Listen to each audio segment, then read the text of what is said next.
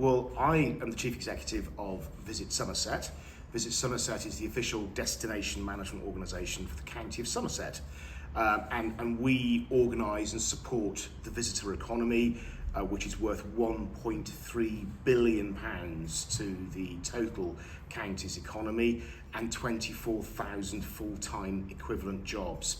So we are here to support independent businesses, whether it be in hospitality, whether it be attractions such as the Jane Austen Centre, so a myriad of different offers within the county, and give them that support they need, whether it's in business acumen or whether it's in marketing strategy. We're here to help, and we have the official county's website, visitsomerset.co.uk, which is there to support those processes. You and I are sitting across the tea table in the Jane Austen Centre to talk, I suppose, about marketing strategy. There's an issue here that you want to deal with. What is the problem? Marketing strategy or business strategy? It's one of those things, we all carry them in our pockets. They're what we term mobile phones, but actually they're data capture devices for the big four tech giants, who are consuming data at an alarming rate in consideration to billions and billions of people that hold these devices. And in so doing, what they can do is they can shape and manipulate behaviour to the way they want to manipulate it too, for commercial gain. We have what we term online travel agents that are part of that mix as well, who work in the cloud, who work again with very, very large data resources. And what we are wanting to do is start working and aligning ourselves with the University of Bath, and this is a very big strategic relationship, to work with NSC students who are in data engineering, to support the BIHA, Bath Independent Hotel Association, and Bath Self-Catering, who have 200 properties in Bath, to start to automate Q&A, questions and answers, and start the road of what we term machine learning.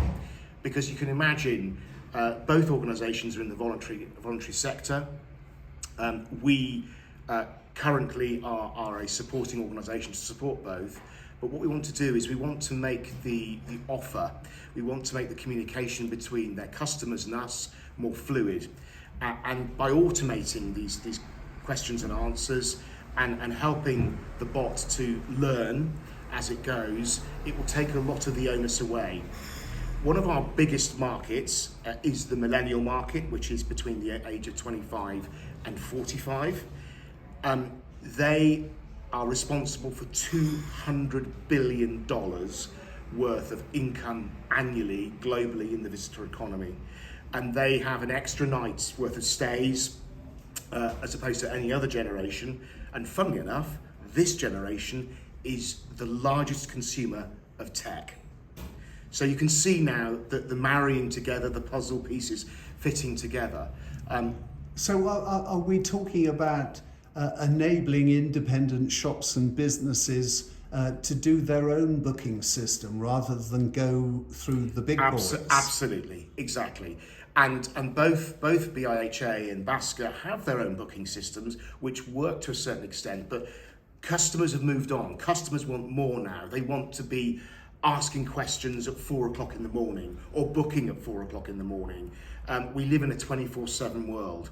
So therefore, bringing in the University of Bath to support us with this programme of events, we believe will be potentially a paradigm shift for the City of Bath and the independent sector. So these young, talented techs from the university will be helping local businesses take more control of their booking system. Exactly. Which, not having that control for the County of Somerset in terms of commissions that go to online travel agents and other brands, which I won't say, potentially costs the county £100 million every year. That's a lot of money. Going into the potential back pocket of entrepreneurs in Los Angeles. And we want to keep that in the county. Now, Bath traditionally is a city that welcomes day trippers, but we do have a lot of hotels, so some people are staying on. But isn't that also another aim of your organisation, to encourage more people to not be day trippers, but Absolutely. maybe to stay here for a day or two at least? Absolutely. And after the pandemic, what we want to do is, working with BIHA and BASCA, is pick up and move forward with the possibilities of automation, a very successful program that they ran called the Bath Reward Card, which is it's a key fob that people who book their accommodation, they have the fob, and then they can look online on either website, and they can see how many businesses, independent businesses, are involved in that. So what we're essentially doing is helping to drive people to stay in Bath and to shop in Bath, to have dinner in Bath, to tea in Bath. It sounds like a discovery card for outsiders. Absolutely. And are there incentives built into it? There will be either discounts or added value that we want from each of those independent providers that will work with us. We will drive those messages. People love an offer. And it's a great excuse for us, through our social channels, through our websites, to really start pushing these offers and opportunities, and getting our bots to start understanding what they like, what customers like, and what they don't like, and then shaping our business more in accordance with our visitors' needs. You are working here with businesses that have been hard hit in the last couple of years by the pandemic. Somerset is a big tourist destination. How hard has it been hit, and how well is it recovering? Over the last 2 years, the county lost, bearing in mind we generate about 1.3 billion every year, we lost around a year's worth of income in 2 years. Many businesses are at a very perilous point, a very delicate situation. It's a living, working, noisy city. And why shouldn't it be? But they have CBIL loans to pay back, and a whole host of other things that the pandemic has thrown at them, including recruitment issues post-Brexit. You know, we're seeing a vast void in the number of people coming into the industry who've suddenly had a kind of a moment of reality and have decided they don't want hospitality anymore, the split shifts, the late nights. So it's a really big struggle from a recruitment point of view. And now we have the prospect of a recession,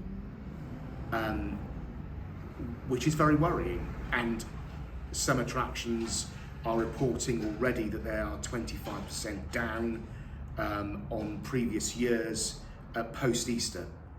We saw it in our analytics, which measures how many people are coming to the site, but it also is a really good indicator of social behaviour. And up until April, we were seeing 35% increases. People were, getting everything out and ready to get on the road again. And then from, bizarrely, April 13th, bang, just dropped like a stone. So when money starts to get tight, you really have to look at your priorities, and that's the problem? Absolutely. And the critical points for the visitor economy is cash flow and disposable income. Visitor economy businesses live on cash flow. And that disposable income, and we're all shouting very loudly to attract people in to spend with us.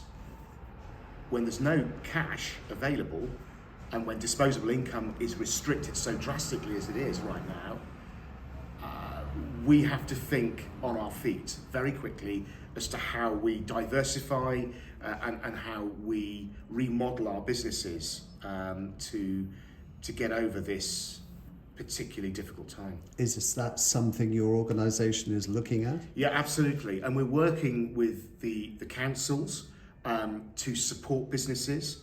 And if any business has issues that they want support with, they can always get in touch with us at info@thejaneausten.co.uk. visit somerset.co.uk. And if we can't answer the question, we'll pass it on to somebody that can. So it's fingers crossed for the tourist industry's future. It is, I'm afraid. It very much is. And I have a feeling that post-recession we will have a smaller and possibly a very different visitor economy.